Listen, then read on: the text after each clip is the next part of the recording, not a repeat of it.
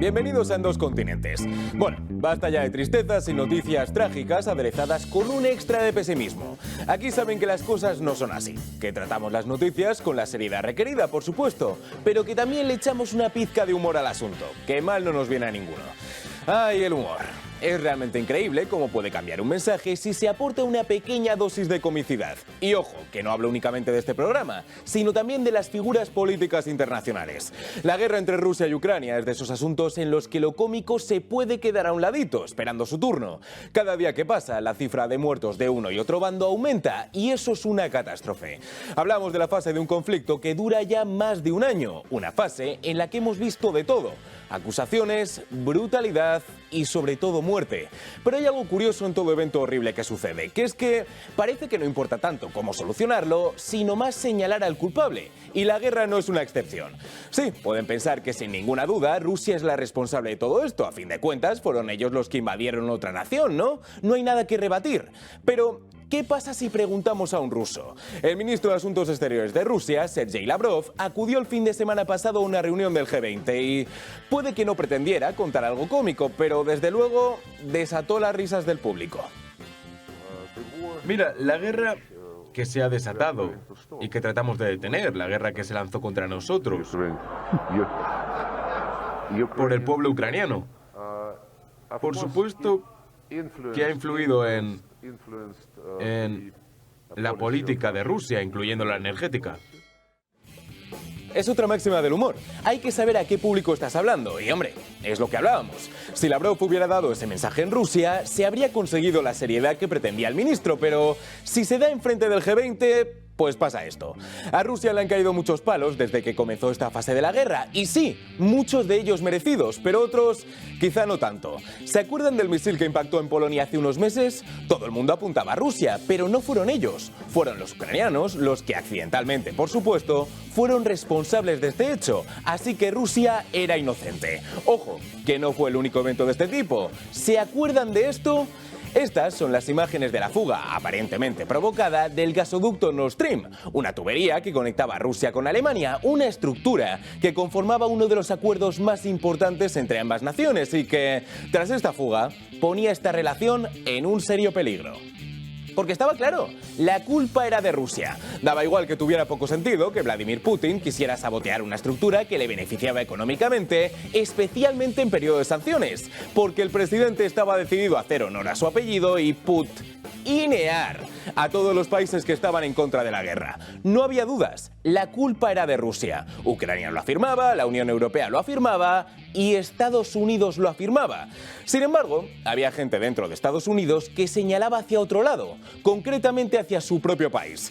Y lo cierto es que razones no les faltaban. Antes de que Rusia decidiese cruzar la última línea en esta guerra, Estados Unidos habló bastante sobre el Nord Stream y desde luego no de forma que hiciera que la hemeroteca les dejara en buen lugar. En enero de 2022, un mes antes de que comenzase esta fase, la subsecretaria de Estado para Asuntos Políticos de Estados Unidos, Victoria Nuland, dijo lo siguiente. Con respecto al Nord Stream 2, seguimos teniendo conversaciones muy fuertes y muy claras con nuestros aliados alemanes. Y quiero ser muy clara con vosotros hoy. Si Rusia invade Ucrania, de una forma u otra, el Nord Stream 2 no saldrá adelante. Si Rusia invade Ucrania, el Nord Stream no saldrá adelante. Y 8 meses después, ¡pum! Ni el Nord Stream 1 ni el 2, nada de adelante, bien paraditos y con una fuga de por medio interesante. Bueno, para aquellos que no estén familiarizados con la política estadounidense, pueden estar pensando, ¿quién es Victoria Nuland? Vale, les compro la pregunta. ¿Les suena Joe Biden? Genial, porque el presidente de los Estados Unidos, también antes de la guerra, nos contó esto. Dejadme contestar a la primera pregunta. Si Rusia invade Ucrania, significa que habrá tanques y tropas cruzando la frontera de Ucrania. De nuevo, no habrá más un Nord Stream 2. Acabaremos con ella. Pero ¿cómo va a hacerlo exactamente? El control del proyecto está bajo el control de Alemania. Nosotros te prometo que conseguiremos hacerlo. Claro, eso de que a pesar de que la potestad del gasoducto sea alemana, llegue el presidente de los Estados Unidos y diga: ¿el gasoducto? Tranquilos que lo paramos. Os digo que lo paramos sí o sí. Pues hombre, sí que da que sospechar, ¿no? Pues atentos, porque precisamente, según Estados Unidos, los responsables de todo esto no han sido ni los rusos ni los americanos. El New York Times publicó esto el martes. Los oficiales de Estados Unidos dicen que hay informes de inteligencia que sugieren que un grupo pro-ucraniano saboteó el Nord Stream 2. Que ahora dicen que han sido los ucranianos. De verdad, pueden argumentar muchísimo sobre la política internacional, lo que ustedes quieran, pero aquí es imposible aburrirse. Cuando crees que tienes todas las respuestas, de repente te cambian todas las preguntas. O sea que no era Rusia, o sea que no eran los Estados Unidos, sino que era Ucrania. Que tiemblen las telenovelas. Vale, ¿y cómo ha reaccionado Ucrania a todo este asunto? Uno de los oficiales del gobierno de Volodymyr Zelensky, un hombre llamado Mikhailo Podolyak, ha negado que su presidente ni nadie de su gabinete haya sido responsable de la fuga del Nord Stream, que no tenía ningún tipo de sentido. En todo caso, sería simplemente ese grupo del que hablaba Estados Unidos, entonces. Una respuesta seria, por tanto, ante un asunto serio. Sin embargo, el ministro de Defensa ucraniano, Oleksiy Reznikov, ha tenido una respuesta un poco más animada. Es como un elogio para nuestras fuerzas especiales, pero no nos dedicamos a esto. A ver, que sí, que sé que somos buenísimos y que tenemos un ejército capaz de todo, pero no es a lo que nos dedicamos. Lo realmente gracioso de todo esto es que a Rusia, a quien le ha caído el muerto desde el segundo uno, estaba para todo menos para risas. Y ojo, porque nos han sorprendido a todos. Por mucha información que haya salido que les esculpe, ellos siguen sin fiarse de los americanos. Estas eran las declaraciones del ministro consejero en la Embajada de Rusia en Estados Unidos, Andrei Ledenov. No confiamos en la imparcialidad de los hallazgos del Servicio Secreto de Estados Unidos. No vemos en estas filtraciones anónimas nada más que un intento de engañar a aquellos que sinceramente están tratando de encontrar la verdad en este escandaloso crimen. Ah, claro, sacáis esta información ahora. Debe estar pensando el bueno de Ledenov. Pues mira, por mucha información que nos esculpe, ¿sabéis qué? Que no nos fiamos. Y ojo, porque no es el único. Hemos estado hablando de la dureza en el discurso del presidente de China, Xi Jinping, y de Mao Ning, la portavoz del Ministerio de Asuntos Exteriores del país. Pues atentos, porque este hombre no se queda atrás. Su nombre es Qin Kan. Desde diciembre de 2022 es el ministro de Relaciones Exteriores y, aunque no hayamos oído hablar de él, a partir de ahora no se nos va a olvidar. El señor Qin ha seguido el rumbo marcado por su gobierno y ha optado por no callarse en absoluto. Tampoco con respecto a la guerra entre Rusia y Ucrania, una guerra que está durando mucho más de lo que debería. Desafortunadamente, los esfuerzos para perseguir la paz y promover conversaciones han sido socavados constantemente. Parece que hay una mano invisible que trata de empujar la prolongación y la escalada del conflicto, utilizando la crisis ucraniana para servir ciertas agendas geopolíticas. Asia, nuestra región asiático-pacífica, debería convertirse en un escenario para la cooperación con victoria mutua y no un tablero de ajedrez de la geopolítica. No se debería permitir que se repita una guerra fría en Asia. La crisis de Ucrania no se debería repetir en Asia. O sea que según China hay una mano invisible que está tratando de hacer que la guerra no acabe, que continúe. Xi no ha dicho nada sobre quién podría ser, pero estoy seguro de que piensan que es un país que rima con gestados hundidos. Bien, hay un asunto que ha preocupado al mundo desde el comienzo de esta fase de la guerra en Ucrania. ¿Puede hacer China lo mismo? Al igual que Rusia, ¿puede Xi Jinping considerar que Taiwán es suya e invadirla? Es una comparación bélica que tiene su sentido, incluso para el propio ministro de Relaciones Exteriores de China.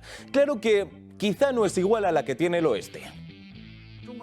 ¿Tiene el pueblo chino todo el derecho del mundo de preguntar por qué los Estados Unidos hablan sobre respetar la soberanía y la integridad territorial de Ucrania, mientras falta el respeto a la soberanía de China y la integridad territorial de la cuestión de Taiwán?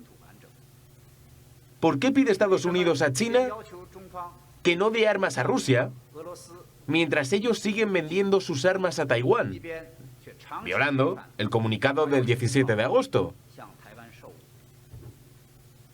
¿Por qué los Estados Unidos siguen manifestando el mantenimiento de la paz regional y la estabilidad, mientras por detrás elaboran un plan para la destrucción de Taiwán?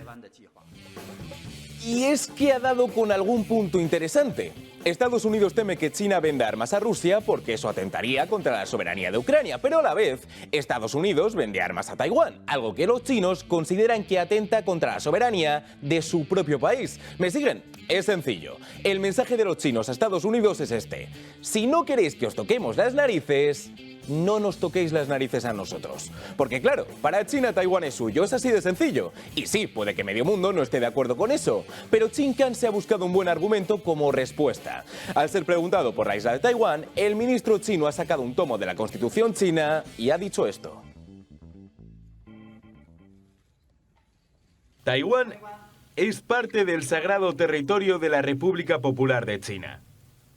Es el deber de todo el pueblo chino, incluyendo a nuestros compatriotas en Taiwán, alcanzar la grandiosa obra de reunificación de la madre patria. Vale, Taiwán se ve como un país independiente. China no lo ve así. Y ante las dudas sobre esa posible independencia, el ministro del Exterior ha dicho lo que acaban de ver. Claro, teniendo en cuenta las acusaciones de espionaje a través de TikTok y mis tan amados globos, podría pensarse que Qin miente. Hemos querido comprobarlo. Y no. En la quinta página del documento de la Constitución china se recoge lo siguiente: Taiwán es parte del territorio sagrado de la República Popular China. Es el deber de todo el pueblo chino, incluyendo a nuestros compatriotas en Taiwán, alcanzar la grandiosa obra de reunificación de la madre patria. Es decir, exactamente las mismas palabras que ha dicho Qin Kan. Y eso nos pone en cierto peligro, porque Estados Unidos lo ha dicho una y otra vez. No reconoce a Taiwán como un país o un territorio independiente, pero sí ha afirmado que si China invade Taiwán, el ejército estadounidense la defenderá militarmente. Unas declaraciones contundentes que han provocado cierta tensión en China. Una tensión entre los dos países que es ya conocida y que sin embargo no para de aumentar. Y por una vez vamos a aceptar la narrativa. Hemos hablado de que cuando algo horrible sucede, no hay que preguntarse por qué ha pasado, sino cómo solucionarlo, ¿no? Pues esta vez sí vamos a retroceder. ¿Qué es lo que ha ocurrido para que China y Estados Unidos estén en esta situación? Nos lo cuenta Qin Kan. La percepción de los Estados Unidos y su punto de vista sobre China están claramente desorientadas. Ellos ven a China como su rival principal y como el reto más importante a nivel geopolítico. Eso es como si te hubieras puesto el primer botón de la camisa mal, y eso lleva a un desvío completo de la política sana y racional que hay sobre China. O sea, que la culpa de todo esto es que la visión de Estados Unidos sobre China está distorsionada. Chavales, que nosotros somos buenos, que podemos ser colegas. Venga, vamos a estrecharnos la mano. Lo cierto es que eso último, dudo bastante que lo estén meditando las autoridades chinas. Porque sí, Qin Kan ha reconocido esta diferencia de visiones, pero el tono no es tan amistoso en absoluto. El ministro ha avisado: si Estados Unidos no se controla, nos dirigimos hacia un conflicto. Si los Estados Unidos no frenan, sino que deciden acelerar por el camino equivocado, no habrá guardarraíles que puedan evitar que se desvíen o se estrellen. Y desde luego habrá un conflicto y una confrontación. Poquito gracioso ahí. China ya ha avisado. No es la primera vez. Esperamos que no sea la última. Si Estados Unidos cruza la línea, puede que la de Ucrania no sea la única contienda de la que tengamos que hablar. Bien, esta es una situación complicadísima, delicadísima. Estados Unidos debe ser ahora realmente cuidadosa. El país y el mundo, por consiguiente, necesita que sus autoridades estrujen el cerebro todo lo que puedan para ver cómo se puede solucionar todo esto de la mejor forma posible. Vamos a ver cómo va dicho esfuerzo. Y tenía estos terribles dolores de cabeza y me diagnosticaron que tenía... En fin, tuvieron que quitarme la parte de arriba de la cabeza para ver si tenía cerebro.